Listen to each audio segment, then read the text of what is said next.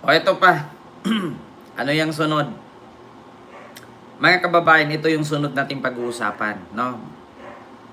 Wala man ito sa connection sa magnetic lifter, kay Polong, kay tawag dito, kay Manscarpio, kay Digong, kay Sara, pero may connection nito kay Gutesa. Napatay tayo dito. Mga kababayan, ito na nga. Ang palasyo na, Diyos ko, nagbanta na ang Malacanang, mga kababayan. Patay tayo dito. Sabi ko sa inyo, mga kababayan, eto, bigyan nyo ako, sa totoo lang, ay hindi na tayo si Digong, second na tayo. Paki-comment nga na anong panahon makakapulot ng kabuti? Anong panahon? At anong palatandaan na ang kabuti ay tumutubo? Paki-comment dyan sa comment section. Kapag masagot ninyo, i-explain ko kung bakit ang palasyo ay nagbanta. Sa anong klema para malaman mong may tumubong kabuti? Ano ang palatandaan? Rainy seasons. O bukod sa rainy seasons, ano pa? Ano pa, mga kababayan? Ngayong season na to, no? August, September, May. Ayan. May kidlat, sabi ni Ma'am Patricia Laurel. Ayan, may love shoutout sa Ma'am Patricia. Di ba, Ma'am Patricia, tayo yung magkasama noon doon sa may Pasay, noong tumakbo si BBM, hindi pa si PBBM nag-declare ng tatakbo siyang presidente. Di ba tayo yun? Yung sa Pasay, sa may seaside.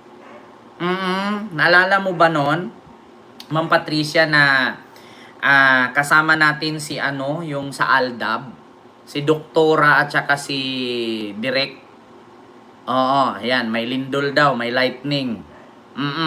So ngayon, mga kababayan, kaya nga, Ma'am Patricia, ayan, si Ma'am Patricia, totoo yan. Hindi pa si BBM no nagdeklara, kasama na ako noon. Sila, ayan, yan, tama po, Ma'am Patricia. So ngayon, ang palatandaan kapag merong kabote, kumukulog, kumikidlat. So di ba kapag nakakarinig tayo ng kulog at kidlat, natatakot tayo. So ngayon, sa totoo lang, ang kulog at kidlat, ito yung palasyo. At ang kabote ay si Marcoleta. Kumulog, kumidlat, si Marcoleta tumubo. Ngunit, yung pagtubo niya, hindi na siya makakalabas pa. Tutubuan na siya ng kabuti sa loob ng kulungan. Bakit? Kasi mga kababayan, ang palasyo ay nagpaalala na at nagbanta na. Bakit? Sabi ng palasyo, mga kababayan, na, ito, Malacanang, pagbaliktad ni Gutesa, posibleng bahagi ng destabilisasyon. So kung sino man ang nasa likod ni Gutesa na paggawa ng peking witness, peking script, dapat kasuhan. Patay tayo dito. Pakinggan nyo Nako. Maaaring bahagi umano ng destabilization ang ginawang pagbaliktad ni Orly Gutesa sa pagdidiin sa pinsan ng Pangulo. Para ito kay Palace Press Officer Yusek Claire Castro. Yan ang agenda report ni Ivy Reyes. Parang kabuti kasi yung wig niya Mukhang nagkakaroon ng pattern ng false witnesses na nakababahala para sa justice system ng bansa. Ayon sa Malacanang, baka raw kasi destabilisasyon ang rason Punto politika, hello po. pagbawi ng ex-marine at dating security aide ni former Ako Bicol Party Representative Zaldico na si Orly Gutesa sa kanyang affidavit na nagdidiin kay presidential cousin and former Speaker Martin Romualdez sa flood control scandal. Kung palasyo ang tatanungin nyo, ang nakikita natin na implication Elisa po ay maraming Pulmano, hello po. nag-a-attempt gumawa ng peking kwento para sirain. Kung sino man yung gusto nilang sirain. At maaaring isa sa mga reasons nito ay destabilization. So, hindi lang ito ang nababanggit na merong nagmamanipula, di umanong. La. Nagmamanipula Sabi sa ko mga nga- tao para maging false witness. Sabi ko nga sa inyo mga kababayan bakit? Diyos ko, kalaki-laki ng confidential fund ni BBM tapos hindi niya malalaman. Palace Press Officer Yusek Claire Castro, makasisira sa tiwala ng publiko at sa justice system ng bansa ang pagpapalutang ng maling impormasyon at fake news. Nako. Iyan umano ang implikasyon ng paggawa ng kwento gamit ang false witnesses at pagtatanim ng ebidensya. Hindi umano ito dapat manaig lalo na sa administrasyong ito dahil ang gusto ng Pangulo ay sundan kung saan pupunta ang ebidensya at sundin ang proseso ng batas. Patay. Si Gutesa ang ikalimang witness sa sumunod sa 4 na malatabues na una nang nag-recant din ang kanilang affidavit laban kay Romualdez. Nako. Kung paano susolusyonan ng gobyerno ang false witnesses, inirekomenda ng Malacanang na imbestigahan kung sinong mastermind ang dapat sampahan ng kaso. Narinig nyo inirekomenda na ng palasyo, no? Kung sino ang mastermind. Sabi ko nga sa inyo mga kababayan, hindi talaga makakalabas si Mike Defensor at si Marcoleta. Kaya nga ako'y nananawagan sa mga nakakulong na kaalyado ni Sara, yung makukulong at yung nakulong na dapat araw-araw magdasal kayo ng 1 milyong maghimaya ka Maria at Ama namin. Araw-araw yan, luhod ka, Ama namin, sumasalangit ka, tapos mahimaya ka Maria na puno ka ng grasya, ganon araw-araw yan, walang pahinga. Yung may tawag dyan may tawag dyan mga kababayan, yung meditation ba ang tawag dyan? May tawag dyan mga kababayan, no? Yung magdasal ka sa loob ng 21 days na hindi ka kakain, hindi ka iinom ng tubig. Anong tawag yan sa Katoliko mga kababayan? May tawag dyan ginagawa ng lola ko yan. At saka ginagawa din yan ng kapitbahay namin. Alam nyo ba ang nangyari? Alam nyo yung kaya niyang lumutang sa hangin? Nobena ba yan? Tawag dyan mga kababayan? Hindi May tawag dyan yung nasa attic siya, nasa attic siya, sa loob lang siya ng attic, tapos doon lang siya lang mag-isa. Bawal ka mag-ingay, bawal mo siyang katukin, bawal mo siyang kausapin. For 21 days yan, street, walang tubig, walang kain, basta street talaga yan mga kababayan. Oo, kaya sabi ko nga sa inyo mga kababayan, fasting ba tawag dyan? Fasting. Oo. Kaya sabi ko, sa mga nakakulong ngayon, nakaalyado ni Sara, ganyan ang gawin ninyo. 21 days, street dasal. Imposibleng hindi kayo pakinggan ng Panginoon. Nasana si Sara Duterte maabsuelto. Kasi kapag hindi si Sara Duterte maabsuelto at hindi maging presidente sa 2028, good luck. Kasi kung hindi si Sara ang maging presidente sa 2028 at ang papalit ay kakamping o di kaya dilawan o liberal, ambot, pag-asa mo pulutin. Totoo yan mga kababayan ito opinion ko lang to Sabihin nyo naman sa akin kung mali ang aking opinion. Kasi alam ko naman na kapag ka nanalo si Sara, ano bang unang gagawin niya? Ngayon nga Vice President, walang major project Alam ko pag naging presidente yan, ang tanging gagawin yan, katulad lang din sa ginawa ng tatay niya. Tapos, pangalawa, ang unang agenda niyan, unang project sa, 6 na taon ang presidente. Pag na-presidente si Sara sa 6 na taon, unang taon gagawin niya, linisin ang pangalan nila. Lahat ng katiwalian, sangkot, dumi, linisin lahat niya yan. Pangalawang taon, lahat ng kaalyado niyang nakakulong, palayain niya yan. Sila Bantag, Kibuloy, Bato, Bongo, Digong, sino pa? Tebes, lahat yan. Marcoleta, Jinggoy, lahat yan. Bong Revilla, lahat ng kaalyado nila. Pangatlong taon, ang tanging gagawin yan, kung ano yung nawala sa kanya, ibabalik niya yun. Yung ilang taon siyang walang confidential fund, dadagdagan niya yun, times 10 pa ang laki. Babalik niya yun. Pang-4 na taon, papakulong niya lahat ng kalaban niya. Babalikan niya lahat ng kalaban niya. Pang-5 taon, ang gagawin niya yan, guguluhin niya ang Pilipinas. Ibalik niya ang pogo, droga, krimen, mafia, sindikato, lahat mapasok na yan. Pang-6 na taon, isa lang ang sasabihin niya, wow, ito na ako ngayon. I'm done with my interest. Diba? meditation. Anong meditation? Meditation siguro. Kaya, ganun talaga, mga kababayan. Wala naman tayong ibang asahan kung anong mangyari.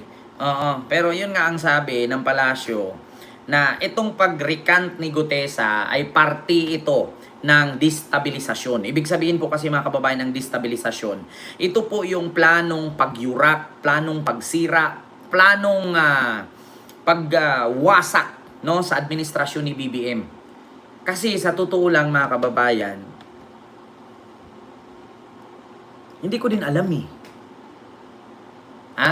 Hindi ko rin alam mga kababayan kung bakit ganito na lang kalaki ang galit ng mga Duterte kay BBM. Ano bang ginawa ni BBM sa kanila? Si BBM sumunod lang naman. Kung naalala nyo nga, binulgar nga ni Congressman Sandro Marcos na pinatawag daw si BBM sa Malacanang noong kasagsagang 2022 election. At yun nga, pumunta nga sila doon. Halos 2 oras silang pinaghintay. Ending, wala namang digong humarap, kundi 3 tao na panauhin ng Malacanang at kinausap sila. Suportahan ka namin. I-endorso ka ng presidente. Pero ito yung hiling namin. Kami yung pipili sa ganito, kami yung pipili sa ganyan, kami yung pipili sa ganon. At ito na yung term sharing. Sa madaling salita, gustong gawing puppet ng puppet si BBM. Si BBM gustong gawing puppet ng puppet. Kasi bakit ko sinabing si BBM? Halimbawa, ito si BBM. Ito yung mga sinulid, gagawing puppet nung puppet. Halimbawa, ito yung gumawang puppet kay BBM. Ito naman yung puppet na gumawa ng puppet. Bakit? Kasi yung puppet ng yung China gagawing puppet si Digong at si Digong gagawin yung puppet si BBM. Biruin niyo lahat ng kung ano-anong departamento ng ahensya ng gobyerno, may mata si Digong. May mata si Digong dyan. Nakatanim. Biruin nyo, si Boying Rimulya mismo, binulgar niya. Anong sabi ni Boying? Bago siya naging ombudsman, nilagyan ni Martires ng 200 plus, correct me if I'm wrong, na empleyado. Bago bumaba, 200 ang nilagay. Mga bagong empleyado. Di ba kakaiba nga naman? Alam mong bababa ka, tas lagyan mong napakaraming mata dyan sa ombudsman. Planado na ni Digong yun. Bakit? Planado nga niya yung salin niya. Biruin nyo unang pasok ni Digong at pagbaba ni Digong bilang presidente, yung salin niya walang dungis. Pantay ang araw ng pasok, pantay ang salin, pantay ang sahod, pantay ang kita, pantay ang leave, pantay ang bonus. Walang labis, walang kulang. Ganun si Digong kalinis maglagay ng salin. Biruin nyo, naging presidente ka in 6 years, yung pera mo 37 million lang. Paano nangyari yan? 37 million lang. Walang labis, walang kulang, sakto ang kwentada, sakto ang total. Ganun si Digong mag-isip. Magaling sa kalukuhan. Kasi nakakapagtaka lang mga kababayan, Diyos mio marimar. So ibig sabihin, mas mayaman pa yung congressman kay Digong? Mas mayaman pa si Sara kaysa kay Digong? 88 million ang pera ni Sara, kay Digong 37 lang. Walang labis, walang kulang, sakto sa totala. Ito pakinggan nyo mga kababayan.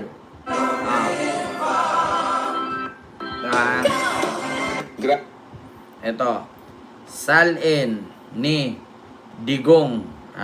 Panoorin natin. Pag binigay mo sa akin yung salin mo, hahanapan ko talaga ng 2020. Nagtalaan ng mahigit 88 million pesos na net worth nitong 2024 si Vice President Sara Duterte.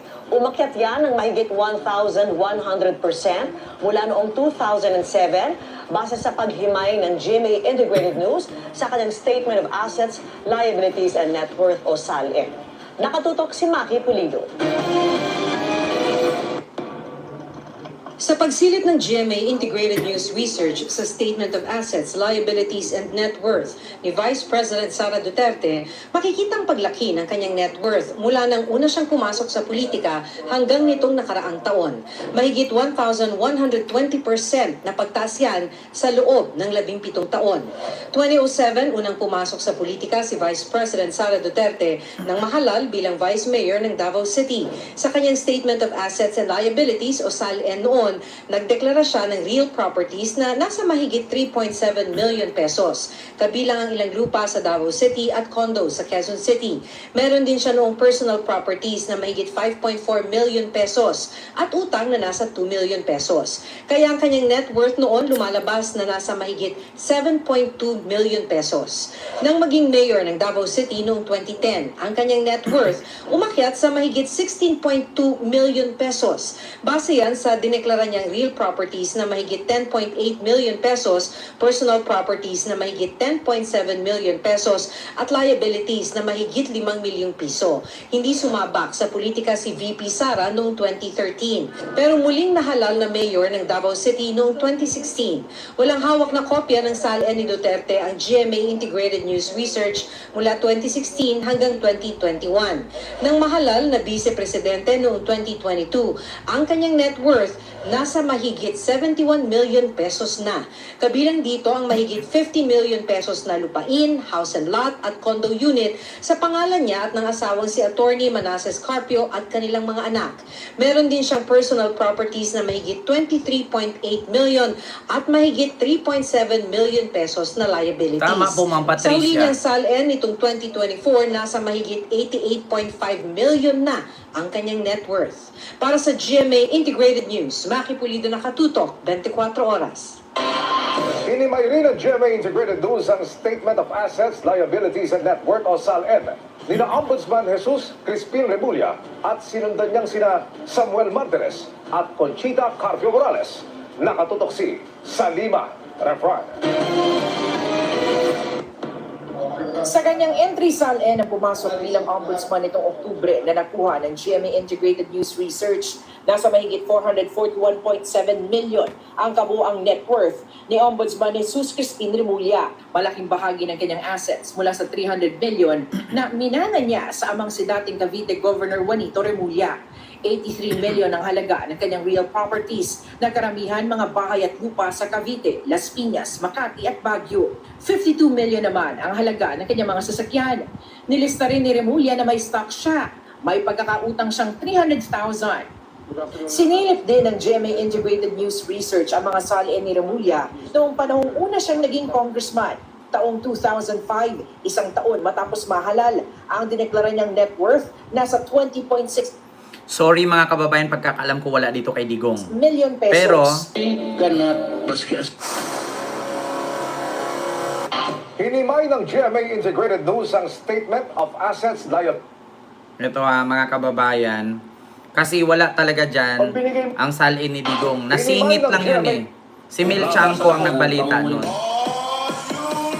Maski as ano sa... Tandaan ninyo mga Pilip, sunod si...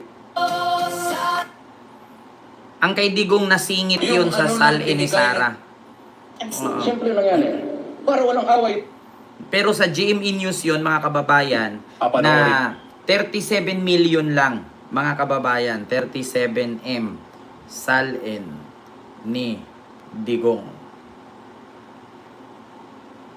Matatalino daw ang mga Duterte. Sa Statement of Assets and Liabilities ni dating Pangulo Rodrigo Duterte, 38 million pesos ang kanyang asset. Pakinggan nyo ha, saktong-sakto, walang labis, walang kulang, simula pag-upo hanggang sa pagbaba. Bonus, day off, absent, sahod. Perfect. That's noong 2022 nang matapos ang kanyang panunungkulan. Mas mataas ito ng 13 million pesos kumpara sa unang taon ng kanyang pagkapangulo. Sa kanyang mga ari-ari ang nakalista sa 2022 SALN. 7 dito ay residential lots at isang house and lot sa Davao City at 2 ang sasakyan. Ang cash on hand ay halos 24 million pesos. May 1.5 million na binabayarang utang si Duterte kaya ang kanyang net worth nang magtapos ang termino ay 37.3 million pesos. Mas mataas yan kaysa sa net worth niya na mahigit 24 million nang maging Pangulo noong June 2016. Biruin mo 24 million. Tapos, 37 million lang nung pagbaba. So, 24, 25, 26, 27, 28, 29, 30, 31, 32, 33, 34, 35, 36, 37. Ano to? 13 million lang ang tinaas sa 6 na taon. Tapos, saan galing ang pinambayad niya ngayon sa abogado niya sa dahig? Sa Statement of Assets and Liabilities ni dating Pangulo Rodrigo Duterte, 38 million pesos ang kanyang assets noong 2022 nang matapos ang kanyang panunungkulan. Mas mataas ito ng 13 million pesos kumpara sa unang taon ng kanyang pagkapangulo. Sa kanyang mga ari-ari ang nakalista sa 2022 SALN, 7 dito ay residential lots at 1 house and lot sa Davao City at 2 ang sasakyan. Ang cash on hand ay halos 24 million pesos. May 1.5 million na binabayarang utang si Duterte kaya ang kanyang net worth nang magtapos ang termino ay 37.3 million pesos. 1.5 million ang utang, pero may 24 million cash on hand. O ba't hindi mo pabayaran yung 1.5? May cash ka namang... Di ba? 1.5 million utang. Pero meron siyang 24 million cash on hand. Ba't hindi mo na bayaran yung 1.5 million para matapos? So yun po yun, mga kababayan. Kaya sabi ko nga sa inyo, talagang yayanigin. Mas mayaman pa si Diskaya kaysa kay Tigong. Ay, nako. So, yun lamang po mga kababayan, no? Yung ating topic sa mga oras na ito na talaga namang bubuhayin talaga, mga kababayan, no? Bubuhayin talaga ni Boying itong kaso sa magnetic lifter. 12 mansion, there are Duterte except for 37 house and lot. Nako, Ma'am Patricia Laurel. Hindi maniniwala mga DDS dyan. Oo, Ma'am Patricia, sasabihan tayo niyan, fake news. Oo, ng mga DDS. 41 property 41 property, tapos 37 million. So, yun lamang po mga kababayan, no? Yung ating topic and for today's video. Ayan. So, kita-kits po tayo ulit mamaya. Naku, may kumakalat na naman. Oo. Si Inday daw. Mukhang pagkatapos sinaraduan ni PBBM ng pinto yung hiling na closed door meeting, si Mama Leni Robredo na naman daw ang gustong kausapin. According yan sa balita. Narinig ko lang. Ala, naku, Diyos ko, dispirada na lola nyo. So, yun lang mga kababayan. So, mamaya kita-kits po to ulit tayo. Maraming salamat sa inyong lahat and God bless. Thank you.